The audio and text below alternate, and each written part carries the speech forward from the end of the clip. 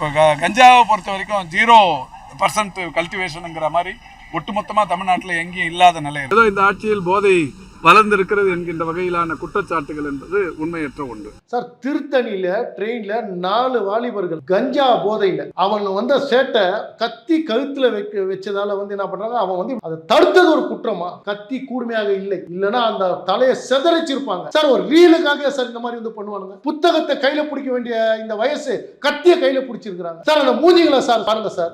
அந்த பன்னாடைங்க சீர்திருத்த பள்ளியில திருந்துறாம மாதிரியா சார்? வளர்ப்பே சரியில்லை. காவல்துறை என்ன தூங்குதா? உளவுத்துறை தூங்குதா? அந்த பையன் அம்மா அம்மான்னு கத்தும் உயிருக்கு போராட்டி இருக்கிறான் சார். வெக்கக்கேடு சார். நான் கேட்கிறேன், ஏன் சார் 1 மில்லியன் கூட சார் நீ போட மாட்டீங்க? பெரியார் மன்ன செருப்பால் அடிக்கணும், செருப்பால் அடிக்கணும், சுட்டு தள்ளுங்கன்ற, இல்லைன்னா வேலை கத்திய குத்து அவனுக்கு 4 பேரை வெட்டுங்கன்ற.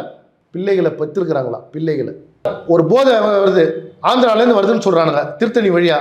நான் கேட்கிறேன், செக் போஸ்ட்னா ஒரு ஆத்தாப்பனை பிறந்தா எல்லாரையும் பிடிக்க சொல்லுங்க. அமைச்சர்கள்லேருந்து முதலமைச்சர் உள்ள ஜெயிலுக்குள்ள தான் உட்காரணும். கேவலம் ஓட்டுக்காக ஒரு பிரிவினை ஏற்படுத்தி ஒரு உயிரை இந்த மாதிரி துடிக்க கொள்ற அளவுக்கு எப்படி சார்? அவங்க செல்ஃபி எடுக்கிறது விடுங்க சார், அவங்க முகத்துல ஒரு பர்சன்டேஜ் கூட பயம் தெரியல சார். தலையை வெட்டு, தலையை தர, என்ன சார் ரீல்ஸ் இப்படி காட்டுறானுங்க சார்? எந்த அளவு இந்த ரீல்ஸ் முகத்தை சீரழிச்சு வச்சிருக்கிறாங்க பாருங்க தமிழ்நாட்டை.